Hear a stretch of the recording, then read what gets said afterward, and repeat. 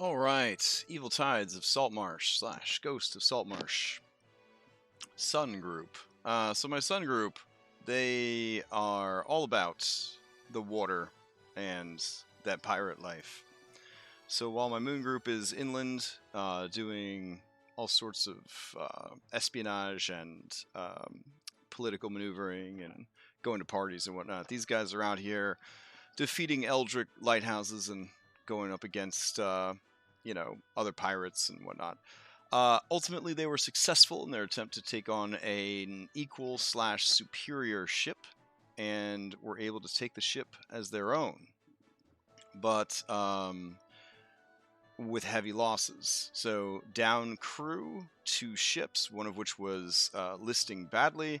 They had to figure out what their next move was. So rather than go the additional, I believe, 2 days journey to Saltmarsh, which would have taken twice as long because they were towing essentially a derelict ship at this point, they did a history check for the area and realized that these islands right here are actually pirate paradise in Forgotten Realms. So they turned right back around and they went to the island of Mintarn. And the island of Mintarn is pirate land. It is like the Tortuga of Forgotten Realms, ruled by this handsome gentleman right here, actually. Look at that character art. Good times. So, when they got there, they were faced with a number of decisions. They had to spend quite a bit of money to get their ships repaired, and they had acquired 8 cannons. Now, cannons are highly illegal in the Sword Coast. Their ship does not have room for cannons below deck because it is a small, fast sloop. It does not have a gun deck, I guess you could say. So they would have had to either convert their hold into a gun deck, or not do the cannons, because putting them on the top deck, not really an option, because anytime you go into port on the Sword Coast, you'll be arrested and the ship will be taken and all that, because in the Sword Coast, Wizrobes are in charge of Faerun, and priests are in charge of Faerun, and they do not like technology. So even though Forgotten Realms does have steampunk level technology, it is limited to areas such as Lantum and things like that, where it is not against the law, which does create an awesome opportunity for pirates to get a hold of guns, especially in this region of Forgotten Realms, because they just sail south off the map a little bit, and they go to Lantum and they get kitted out with cannons and firearms and everything else. And you're already breaking the law anyways as a pirate. You might as well do it in style with a cannon that does 8d10 points of damage per shot. Holy shit. So all that's really exciting. Like, oh man, to have a new ship and 8 cannons. What are we gonna do? They wound up selling both their existing ships after repairing them, and they did very good with their persuasion, investigation, selling, and all that. They also checked out the magic item shop on this island, and there was a sort of 9 lives stealing that they definitely wanted to pick up. So there was a lot of cool things that were going on. What ended up happening was 3 hours of bookkeeping. Yeah, bookkeeping. It's sometimes a part of the game. One of the things I did explain, because again, explaining expectations is very important when you're running a campaign. Communicating expectations, communicating flavor, all of that is important. So, they were made aware of the fact that in this game, it can be as complicated or as simple as you want. My Moon Group, they did not want to get into managing a crew and all that. They basically got a ship. They paid a flat price to hire an NPC crew. They pay money to maintain the crew. The crew goes on jobs, like minigame in the background, brings them back money. Bam, that's all they do.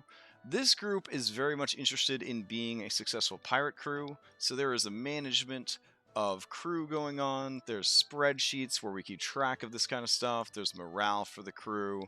And yeah, they take an active interest in who is on their ship, what those people are doing, how well the ship is equipped, what the ship's stats are, and we dig into all that stuff. Now, because that's how this particular game is run, I was able to sort of mitigate and manage the expectations. And even though we spent a full 3-hour session, 3.5 hours actually, just buying and selling and re-equipping and changing out resources and purchasing a new ship and crewing that new ship, it wasn't like a boring or terrible session, because the players are invested in it. It wasn't sprung on them. Like, they knew that this was an aspect of play that they could opt out of if they wanted to. Again, we could keep it as simple and automated as they want. Honestly, in Saltmarsh, they could have sold the ship when they first got it, and then if they needed to go out on the water, they could have just hired a ship to take them out. But I wanted to, for this pirate adjacent adventure, at least present that opportunity. So downtime sessions. If they arrive unannounced, if there hasn't been talk about them ahead of time, your roleplay heavy players, your murder hobo heavy players, your tactical players, they're going to lose it. They're going to be really upset. It's going to be a terrible session. Unless they are able to sort of switch gears and get involved in more of that planning, bookkeeping. Hey, what we do today is going to make things better for us later.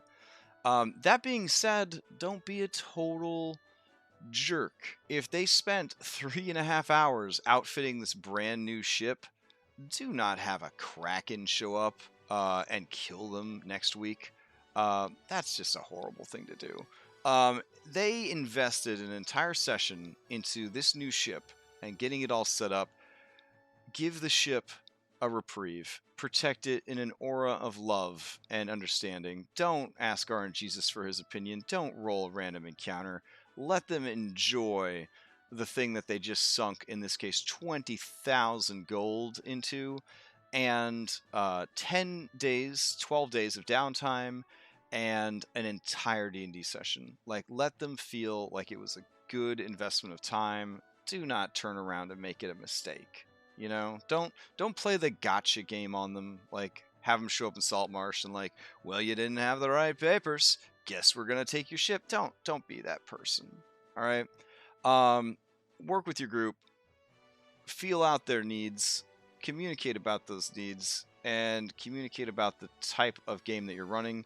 And even a session that is nothing but bookkeeping, fantasy shopping, and general, in some people's opinion, boring gameplay can still be enjoyable as long as you're managing those expectations and communicating.